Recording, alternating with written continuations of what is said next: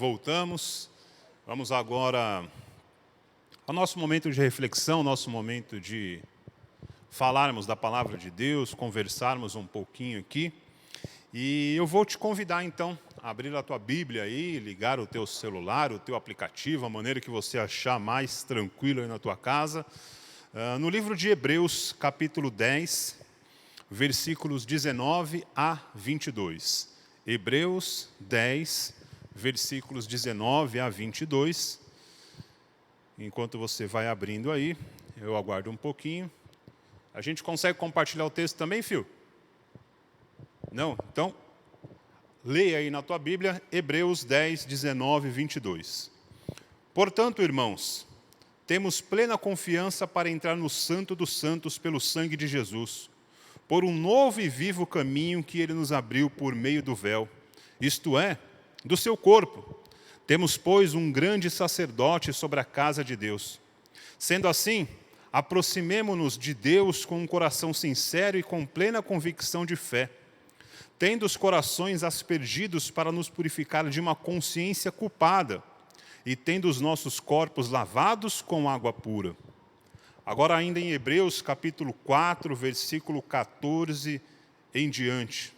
Hebreus 4, 14 em diante. Volta um pouquinho aí no mesmo livro, no capítulo 4, versículo 14.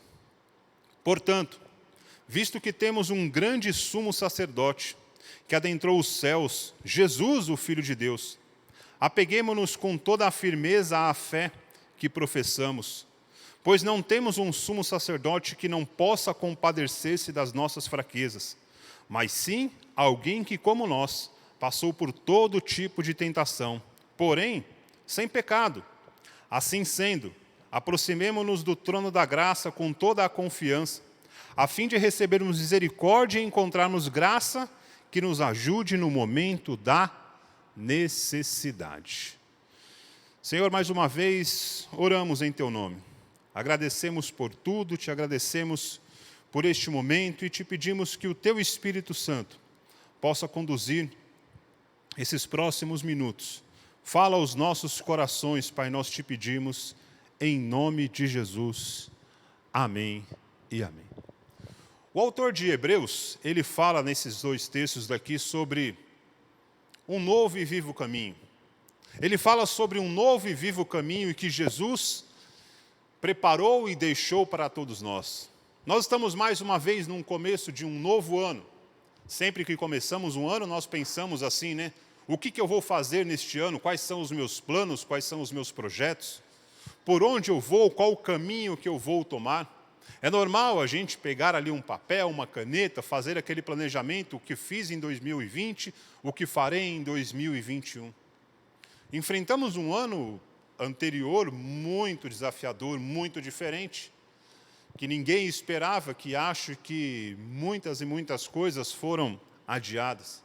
Mas estamos começando um novo ano, novos caminhos, novas ações, novos sonhos. O livro de Hebreus não está falando exatamente isso, mas para que a gente tenha apenas esse entendimento do que a gente pode pensar por novo caminho. O escritor de Hebreus, ele fala sobre achar graça, achar misericórdia, achar ajuda do Senhor em momentos de dificuldade. O autor de Hebreus, ele fala que nós devemos buscar ao Senhor, pedir ajuda e misericórdia dEle, em momentos de tentação, em momentos quando o mal tenta entrar nas nossas vidas, em momentos quando o mal bate à porta e somos tentados por aquela situação e podemos nos deixar ser rendidos por aquilo. O autor estava expressando que em Jesus haveria graça e ajuda para nos livrar de todo o mal e de toda a tentação que pudessem vir e que possam vir ainda nos dias de hoje. Assim como aconteceu com Caim. Nós lemos lá no livro de Gênesis que Caim passou por uma situação muito semelhante a essa. Lá em Gênesis 4, 7 diz assim: se você fizer o bem, não será aceito, mas se não fizer, saiba que o pecado que ameaça a porta, ele deseja conquistá-lo, mas você deve dominá-lo. Aqui Deus falando com Caim que o mal estava à porta dele. E que cabia a ele não se sujeitar, mas sim dominar aquele mal. O autor de Hebreus, ele fala algo também exatamente ali. Que nós devemos dominar, que nós devemos resistir ao mal. E como? Ora, humanamente falando, às vezes é difícil. Às vezes as tentações, o mal vem e a gente sabe o quanto isso pode ser complicado. Mas o autor fala que nós devemos buscar em Deus, buscar na graça e na misericórdia de Deus a ajuda necessária para vencermos toda e qualquer situação. Há um mal em nossa natureza. A nossa natureza humana já é uma natureza má. O mal muitas vezes está diante de nós. E quando este mal se aproxima do mal que está do lado de fora, aí sim a situação pode complicar muito e nós podemos ser, infelizmente, dominados por tal situação. O apóstolo Paulo, ele também nos traz um alerta muito importante sobre tudo isso. O Paulo fala lá em Romanos, capítulo 7, versículo 16. Romanos, capítulo 7, versículo 16. Vou dar um tempinho para você encontrar aí. Deixa a tua Bíblia aberta, deixa a tua Bíblia fácil aí para a gente ler alguns textos hoje. Romanos capítulo 7, versículo 16 em diante, diz assim: E se faço o que não desejo, admito que a lei é boa. Neste caso, não sou mais eu quem o faz, mas o pecado que habita em mim. Sei que nada de bom habita em mim, isto é, em minha carne, porque tenho desejo de fazer o que é bom, mas não consigo realizá-lo. Pois o que faço não é bem o que desejo, mas o mal que não quero fazer, esse continuo fazendo. Ora, se faço o que não quero, já não sou eu quem faz, mas é o pecado que habita em mim. Paulo foi muito claro aqui nas suas palavras. Ele tinha o desejo, ele tinha a intenção, ele tinha vontade de fazer o bem. Só que o mal que estava nele muitas vezes prevalecia e ele, quando menos percebia, ele fazia alguma coisa errada. Quando menos percebia, ele se deixava levar ali e cometia um erro, cometia um pecado, se deixava ser vencido por tudo aquilo. Porque o pecado que estava sobre ele, muitas vezes, não o deixava forte e capaz o suficiente de superar aquele mal. Voltando lá em Hebreus, que nós vamos falar bastante, mas lembrando o que a gente leu, o escritor fala claramente que em Jesus nós podemos alcançar a ajuda necessária e graça necessária para vencer todo o mal. Quando Jesus nos ensina a orar ali no Pai Nosso, uma das frases do Pai Nosso, ele fala assim: não nos deixe cair em tentação. Jesus está querendo dizer que, Senhor, nos livra, nos liberta deste momento que nós possamos cair em tentação. A gente ora, a gente lê, a gente conhece o trecho do Pai Nosso, mas muitas vezes lemos isso simplesmente por ler. Mas Jesus aqui já estava nos dando um alerta, nos dando o significado. Não nos deixe cair em tentação, porque muitas vezes a tentação estará à nossa porta. Muitas vezes a tentação estará aguardando o momento oportuno para nos levar, para nos vencer. E então Jesus nos ensina a orar para que nós possamos ser libertos deste momento que a tentação possa vir. O próprio Jesus foi tentado. O próprio Jesus foi levado ao deserto enquanto estava ali se preparando para o seu ministério, e num momento de oração, de jejum, num momento de fraqueza humana, ele foi tentado. E lá em Lucas 4,13 diz assim: tendo terminado todas estas tentações, o diabo o deixou até ocasião oportuna. O diabo tentou ali 1, 2, 3 vezes vencer Jesus ali pelas tentações, pelas ofertas, por tanta coisa que ele estava colocando ali à frente de Jesus, oferecendo a ele como se fosse algo bom, porque muitas vezes a gente entende a tentação, eu sei identificar uma tentação porque é algo ruim, é algo que já está estampado. Às vezes não é, às vezes ela vem disfarçada. Às vezes ela vem mascarada, às vezes ela vem de uma outra forma, que nós nos deixamos levar e entendemos que aquilo pode ser bom. Jesus, para ele, foi mostrado coisas que, se a gente levasse ao pé da letra, teoricamente poderiam parecer boas, mas não eram, porque Jesus conhecia muito bem qual era a intenção do diabo naquele momento.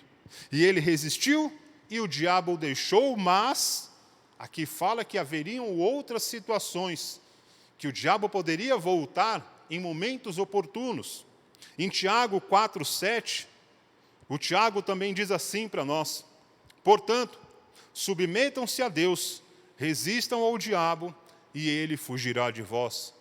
Foi isso exatamente que Jesus fez. Ele se submeteu à palavra de Deus. Ele se submeteu àquilo que ele acreditava e entendia, porque ele era a própria palavra, e não às tentações que estavam ali sendo apresentadas a ele, não às ofertas que estavam sendo apresentadas a ele. E por isso, então, o diabo sai da presença dele. E o Tiago dá o mesmo conselho para nós: submetermos a Deus, clamarmos a Deus, buscarmos a Deus, pedirmos ajuda e graça a Deus diante de toda e qualquer situação que a gente pode entender que é o mal batendo à nossa porta. E sempre que a gente buscar a Deus, o mal vai embora. Quando as coisas estão caminhando bem nas nossas vidas, às vezes a gente está numa fase maravilhosa, tudo dá certo, no trabalho, na família, nos negócios, na igreja, está tudo maravilhoso. Esses momentos, muitas vezes, a gente acaba conseguindo ter um pouco mais de força e não se deixando levar facilmente, porque tudo vai bem, tudo está maravilhosamente bem. Mas tem momentos que a situação reverte, tem momentos que a situação começa a ficar um pouco diferente de tudo isso, tem momentos que as coisas começam a não dar tão certo. E aí, pela fraqueza que vai acontecendo, pelas coisas ruins, pelas notícias ruins que vão chegando e tantas outras coisas mais, nós podemos sim, infelizmente, nos enfraquecer. E nesse momento que nós estamos fracos, a tentação pode vir e aproveitar o momento oportuno da nossa fraqueza. Por isso o Paulo nos aconselha mais uma vez que nós devemos nos revestir com a armadura de Deus, que nós devemos estar revestido com a armadura, porque ali, revestido com aquela armadura de Deus, mesmo na nossa fraqueza, nós podemos resistir a toda e qualquer tentação e todo mal, porque o Senhor está ali nos revestindo e nos protegendo e nos livrando de tudo isso. O autor de Hebreus, ele fala que devemos buscar a Jesus, a sua graça, em momentos difíceis, sim, principalmente em momentos difíceis, porque o próprio Jesus, ele é o melhor e maior exemplo de tudo isso, porque a Bíblia nos fala claramente em diversos lugares, que ele foi tentado, que ele passou pelos maus que a gente passa hoje, que ele sofreu as dores que nós sofremos hoje, que ele entende perfeitamente tudo que a gente está enfrentando hoje, porque ele viveu isso, ele enfrentou e sentiu isso na sua própria pele, enquanto aqui, encarnado como homem conosco. Mas ele venceu todas estas coisas, ele suportou todas estas coisas, e suportou sem pecar, e suportou sem se deixar levar por nenhuma destas situações. Então ele tem em Jesus o segredo, o caminho, o entendimento, para que ele possa nos dar e nos orientar a como vencer e enfrentar todos os dias maus, notícias más, situações ruins ou qualquer outro tipo de tentação que venha tentar nos tirar daquilo que é um novo caminho perfeito que o Senhor tem sobre nós. Paulo uma vez também estava orando ao Senhor. Paulo tinha suas dificuldades, nós lemos aqui em Romanos agora há pouco. Paulo era um homem que todos nós conhecemos, a maioria de nós conhecemos a história de Paulo.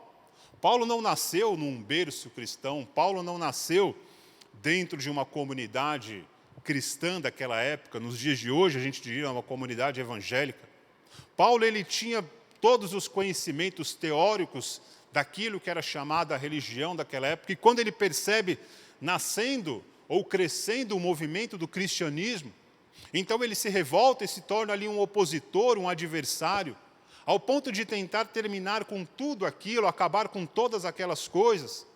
Então ele passa por um processo de perseguidor a perseguido. E quando ele começa então a andar nos caminhos ali que o Senhor o havia colocado, Deus vai lá, muda o seu nome de Saulo para Paulo. Deus vai lá, dá uma experiência de estudo, de pensamentos, de entendimento durante 3 anos e pouco, para que ele pudesse se fortalecer e fosse ali quem levasse a palavra aos gentios. Mas um dia Paulo ora ao Senhor, porque Paulo também tinha as suas dificuldades, os seus momentos de muita dificuldade.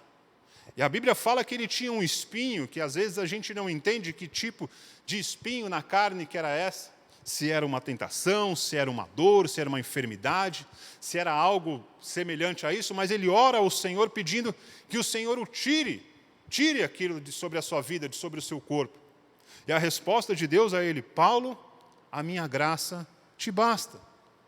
A minha graça te basta para que você suporte toda esta situação e outras situações que possam vir. Paulo entende naquele momento que ele teria que continuar convivendo com tudo aquilo. Aquelas situações estariam presentes por muito e muito tempo na sua vida, e ficaram presentes por toda a sua vida. Mas ele entendia que ele tinha a graça do Senhor sobre ele, que a graça do Senhor o fortalecia, o acompanhava e o levava para todos os lados. E isso era suficientemente para que ele pudesse suportar toda e qualquer tentação. Nós temos um outro exemplo ainda no Velho Testamento, de Jacó.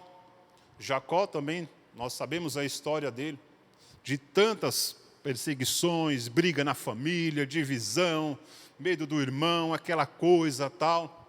E um dia Jacó está ali caminhando pelo deserto, andando pelo deserto, e ele se cansa e ele deita e dorme. E ele dorme sobre uma pedra. Eu não imagino o que é dormir sobre uma pedra, mas enfim, ele faz aquela pedra como se fosse o descanso para a sua cabeça. E ali ele tem um sonho, e ali ele tem uma visão que naquele local onde ele estava dormindo, abriu-se uma escada e anjos subiam e desciam. E então Jacó ali entende que naquele lugar era a casa de Deus. Que aquele lugar que ele estava dormindo e deitado era um lugar santo, que ali ele começou então a chamá-lo de Betel, a casa de Deus. E por muito tempo aquilo foi um referencial como sendo o local onde Jacó teve aquele sonho e Deus ali se revelou a ele. Nós precisamos ter experiências dessas como Jacó. Muitas vezes, por muitas situações, nós acabamos até identificando a Betel, a casa de Deus, de uma maneira errada. Hoje ainda a gente está aqui, como vocês podem perceber, você aí na sua casa, você aí acompanhando a nossa transmissão ao vivo. A nossa comunidade aqui voltou a ficar fechada temporariamente, reabrimos por algumas semanas, fechamos novamente, até que tenhamos tranquilidade, autorização do governo, tudo para que a gente possa voltar às reuniões. Então, por muitas vezes, por muitos anos, a gente caminhou achando que para estarmos na presença de Deus, para estarmos na casa de Deus, para que Deus pudesse ouvir a nossa oração, para que Deus pudesse nos abençoar, nós precisaríamos estar aqui, num local como esse, num prédio como esse, aonde tem uma placa do lado de fora identificando que não é um prédio comum, mas é que ali está uma igreja, uma comunidade.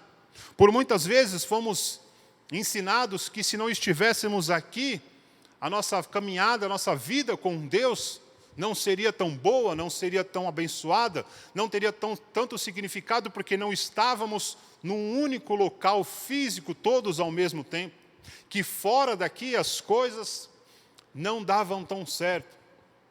Jacó estava no deserto, Jacó estava caminhando no deserto. Jacó estava cansado, parou, achou uma pedra e dormiu. Aquela pedra não tinha uma identificação, não tinha uma flecha apontando. Durma nessa pedra, essa é a pedra. Essa é a pedra que vai se tornar a pedra angular. Não, era uma pedra. Era uma pedra como tantas outras deveriam ter naquele lugar, mas ele entendeu que ali era um bom lugar para descansar. E ali o Senhor se apresentou a ele na forma de sonho. Você está aí na tua casa, nós estamos aqui. A tua casa é a Betel. O local aonde você estiver é a Betel. O local aonde você clamar, buscar e invocar o nome do Senhor é a Betel. Porque nós somos a casa de Deus. Nós somos a Betel de Deus, hoje e sempre. Não é necessário que você esteja aqui fisicamente para que a tua oração possa ser ouvida pelo Senhor. Pelo contrário, a tua oração, ela vai ser ouvida, compreendida e respondida conforme a vontade de Deus em todo e em qualquer lugar.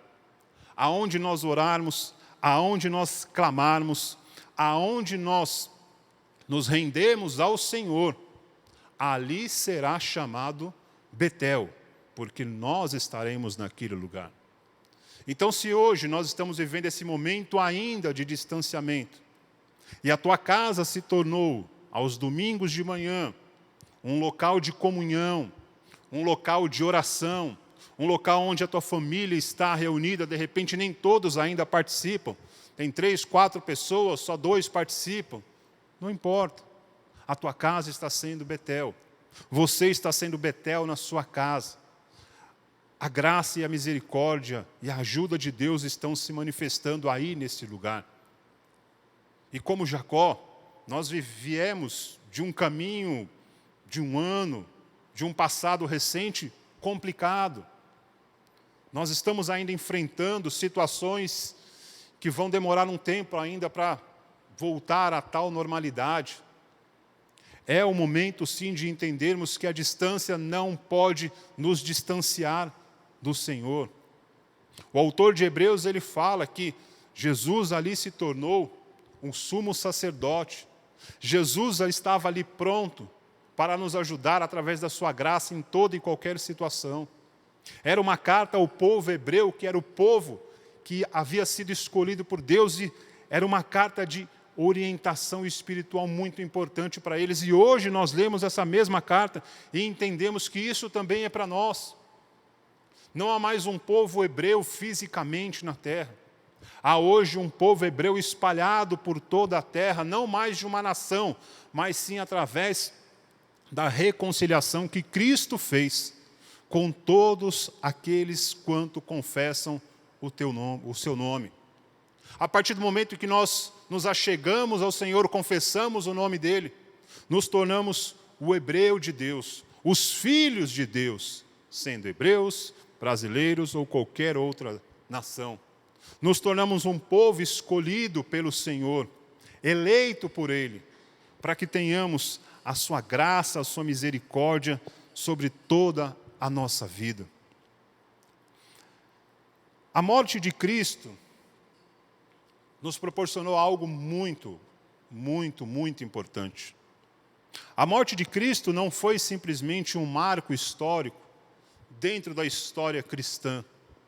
A morte de Cristo, como muitas vezes a gente ouve, vê e ainda percebe, é tratada de uma maneira apenas histórica.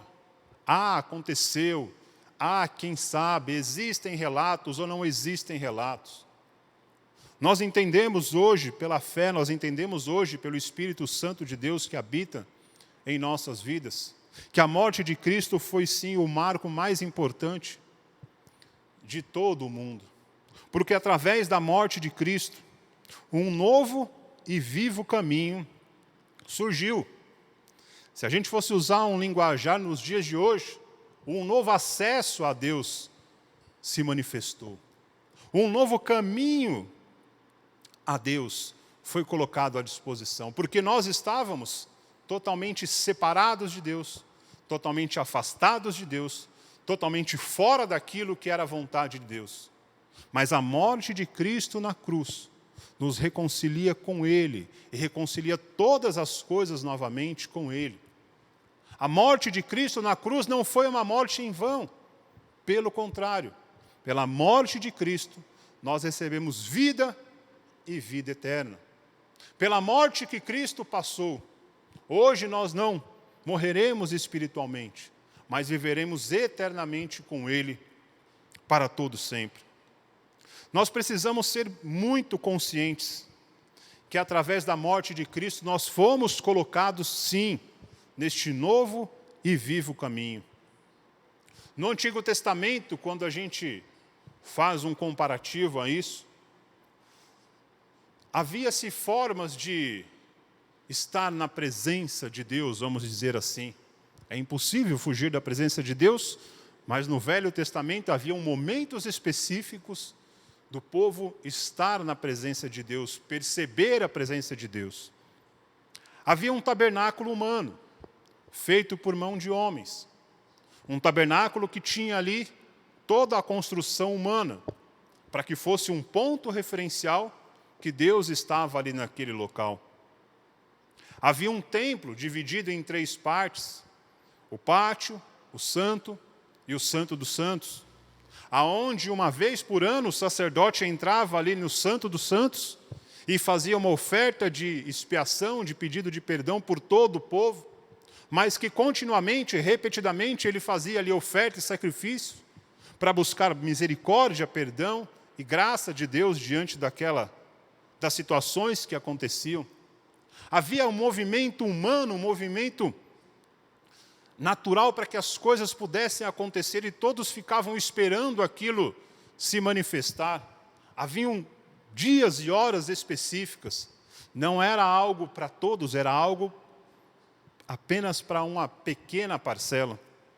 Em Hebreus, novamente, abra lá novamente a tua Bíblia comigo, em Hebreus capítulo 9, no versículo 1 a 3. O escritor fala assim ao povo hebreu, tentando lembrar a eles. Ora, a primeira aliança tinha regras para a adoração, e também um tabernáculo terreno. Foi levantado um tabernáculo na parte da frente, chamado Lugar Santo. Estava ali o candelabro, a mesa, os pães da presença. Por trás do segundo véu, havia a parte chamada Santo dos Santos. Hebreus 9 ainda, versículo 13. Ora, se o sangue de bodes e de touros e as cinzas de uma novilha espalhada sobre os que estão cerimonialmente impuros, os santificam de forma que se tornem exteriormente puros. Hebreus 9, 9 e 10. Isso é uma ilustração para os nossos dias, indicando que as ofertas e sacrifícios oferecidos não podiam dar ao adorador uma consciência perfeitamente limpa. Eram apenas prescrições que tratavam de comida e bebida de várias cerimônias de purificação com água. Essas ordenanças exteriores foram impostas até o tempo da nova ordem.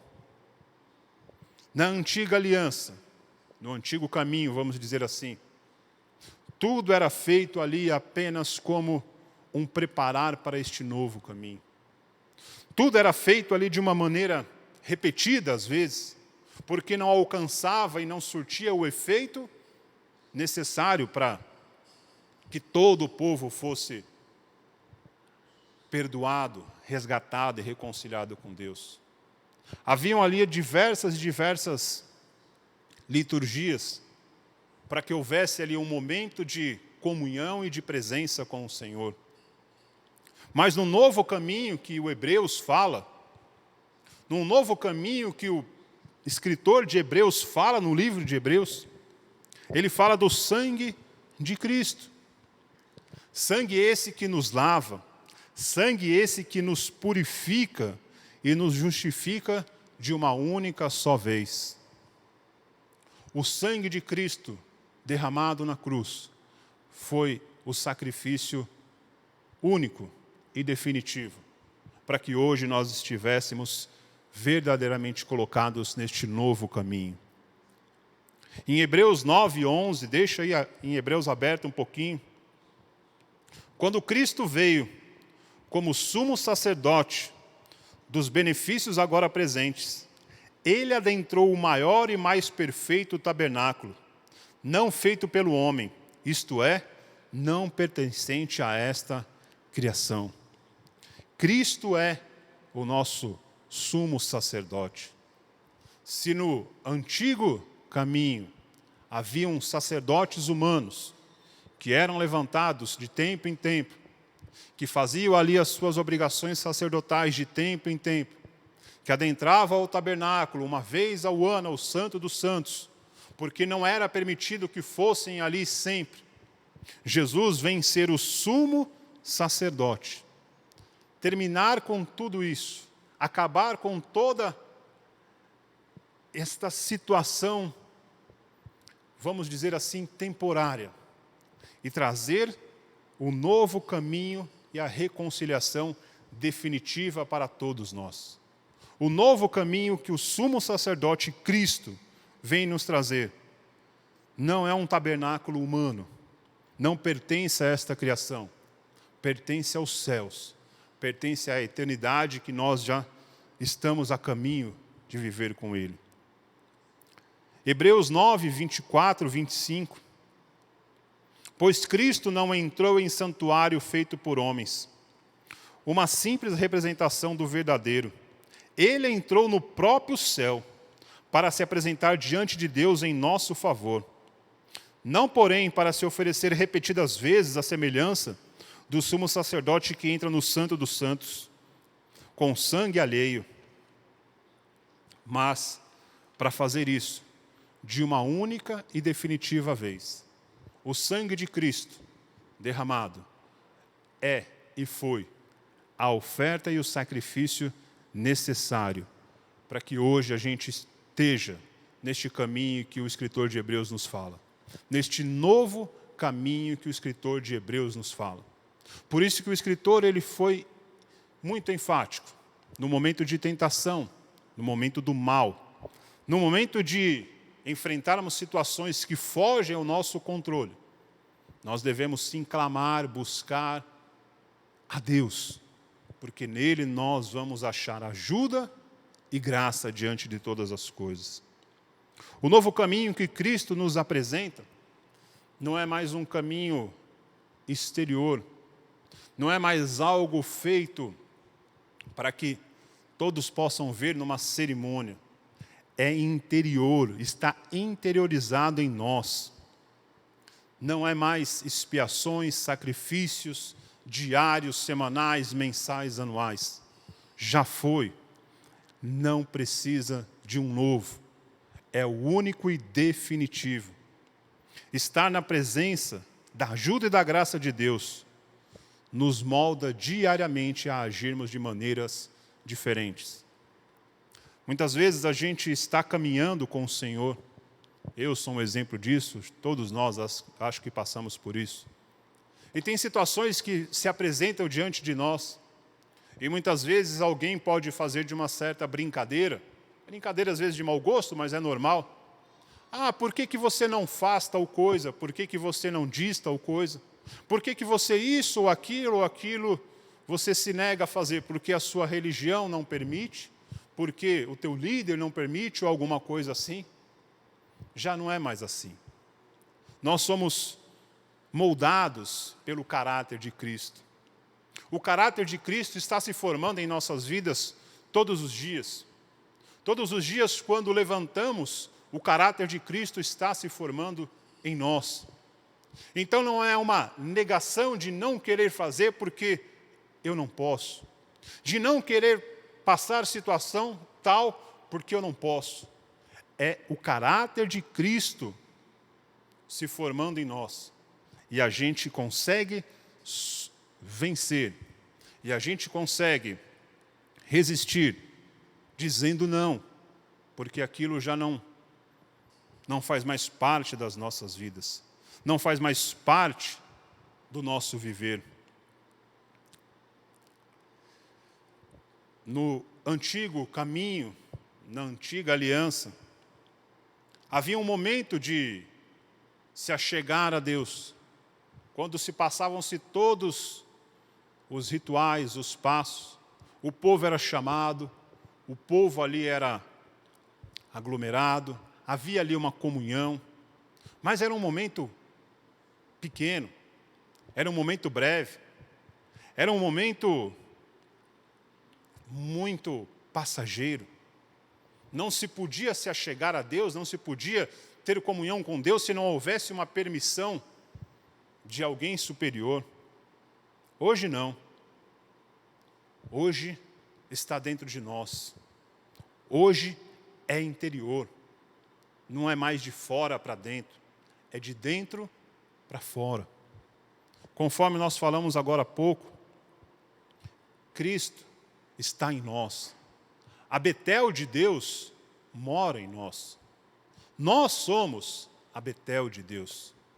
Nós temos um novo caminho que o Senhor preparou, que o Senhor deixou, que o Senhor mesmo o fez nas nossas vidas, pela morte e pelo sacrifício de Cristo. Hoje não é mais necessário diariamente você fazer um sacrifício humano para ser perdoado, para ser ajudado. Hoje basta a gente lembrar, e às vezes a gente esquece isso facilmente, que Deus habita em nós. Que nós somos a Betel de Deus aonde nós estivermos. Aonde a gente chegar, a presença de Deus deveria chegar conosco. Ela chega, só que às vezes a gente esquece. A gente finge que, não é, aqui não precisa, aqui isso, aqui aquilo outro. Jacó entendeu que aquela pedra, que aquele lugar não era mais um lugar comum. Ali não podia ser visto mais como uma simples pedra, um simples local de descanso. Ali era a Betel de Deus, o lugar aonde Deus se manifestou.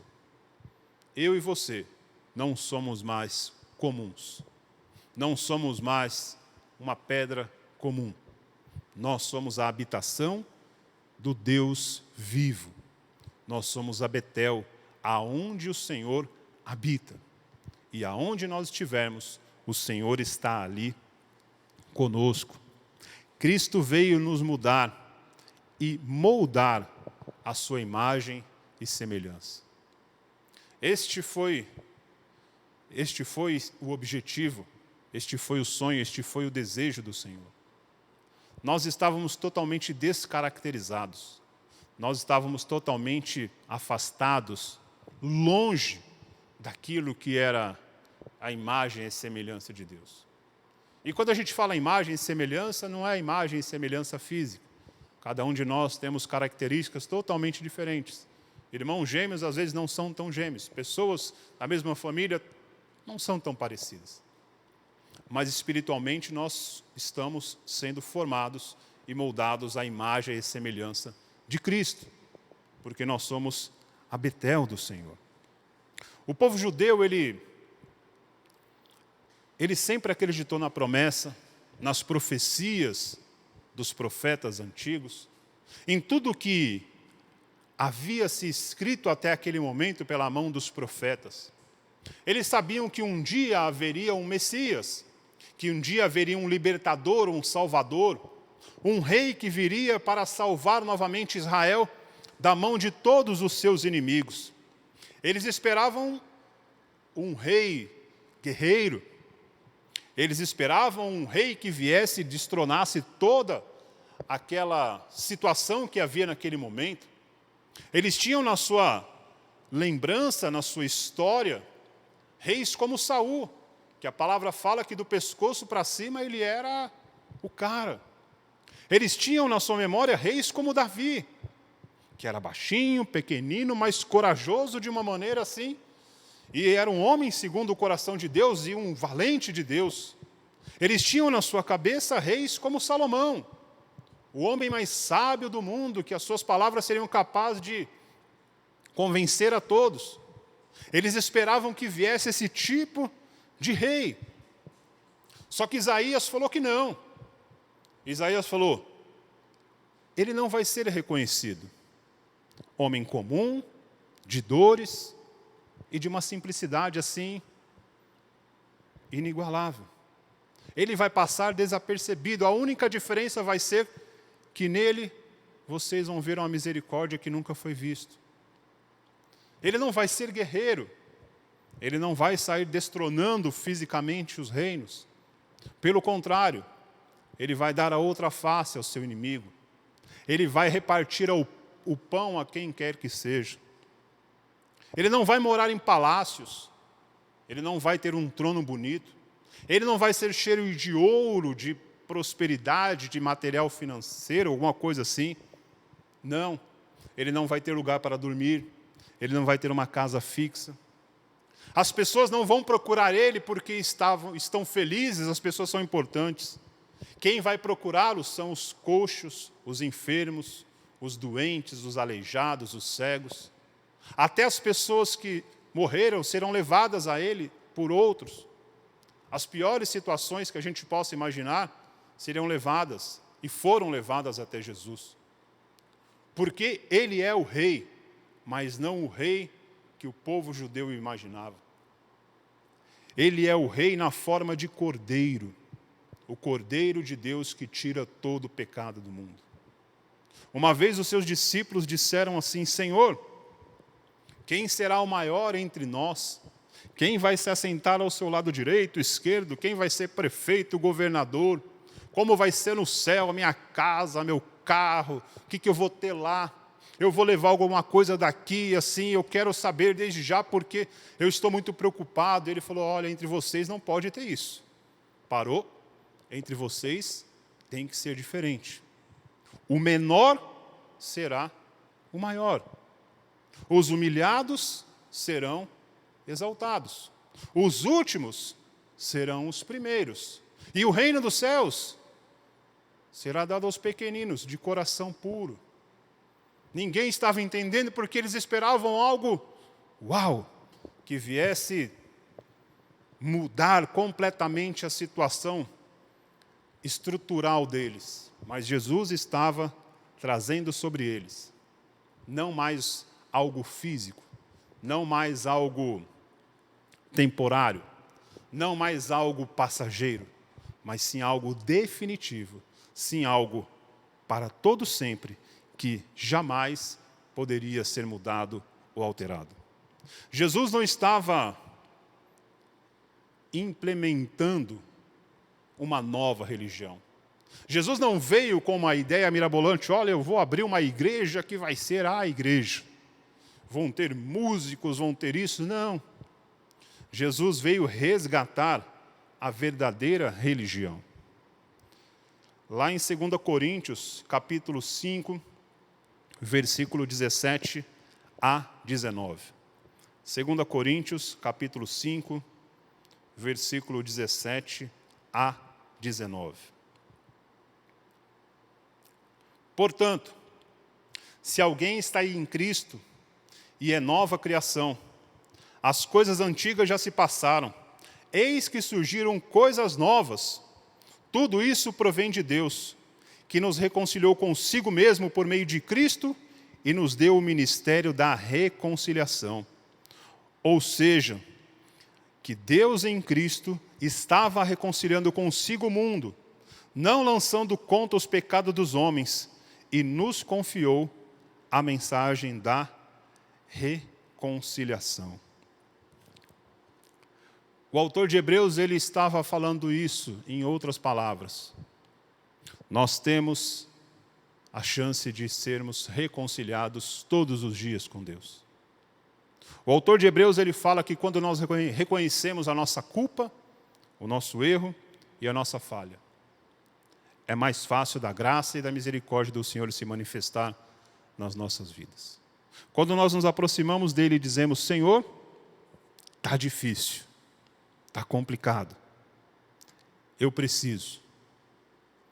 Ele fala: pode vir, que em mim há graça, ajuda e misericórdia para toda a sua necessidade. Senhor, foi um ano difícil, está sendo já um início difícil. Pode vir até mim, porque em mim toda necessidade será ouvida, toda necessidade será atendida. O escritor de Hebreus foi muito claro. Há um novo e vivo caminho, chamado Jesus.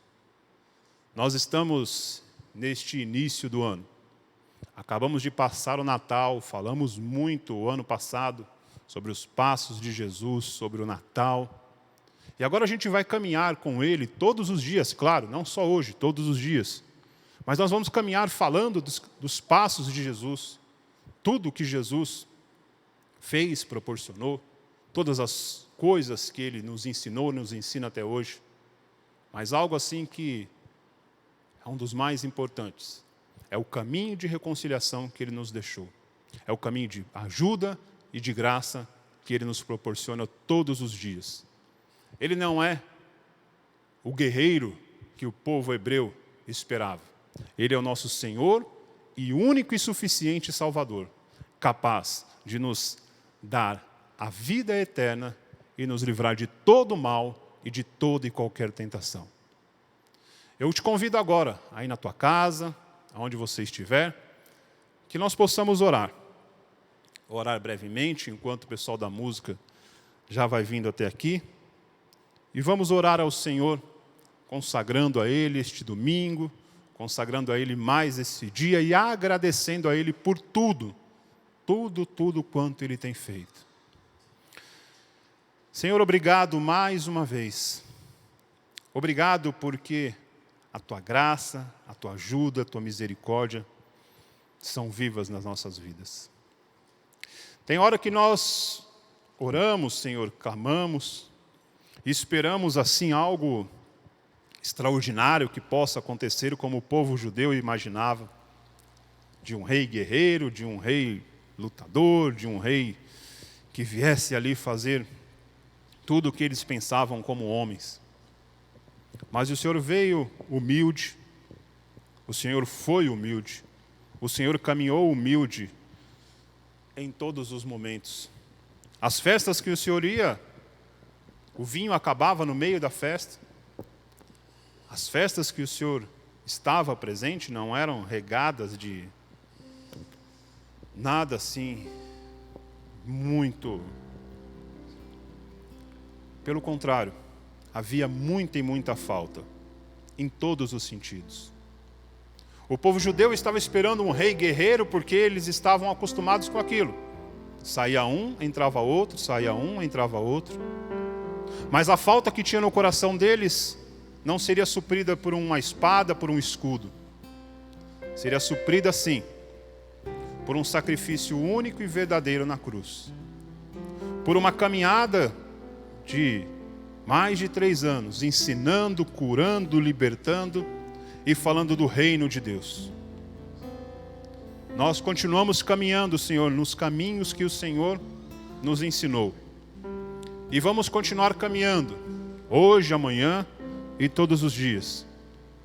Nos ajuda, livra-nos de todo mal e de toda tentação. Guarda as nossas vidas, as nossas casas, as nossas famílias. Livra-nos de todo mal, Pai, é o que te pedimos. Que a Tua graça, a Tua vontade, que é boa, perfeita e agradável, sejam sempre, sempre verdade sobre as nossas vidas. É o que te pedimos e te agradecemos, em nome de Jesus. Amém.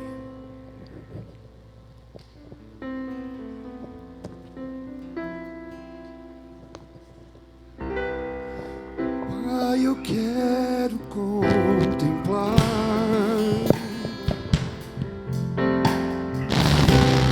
Tua glória e majestade. Pai, eu quero te adorar em espírito e verdade.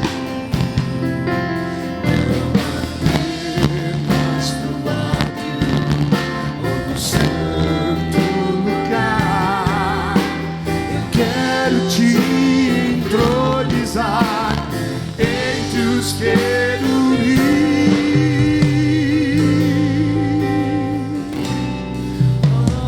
Leva-me Ao sala do trono, pelo novo e vivo caminho, pelo sangue de Jesus, o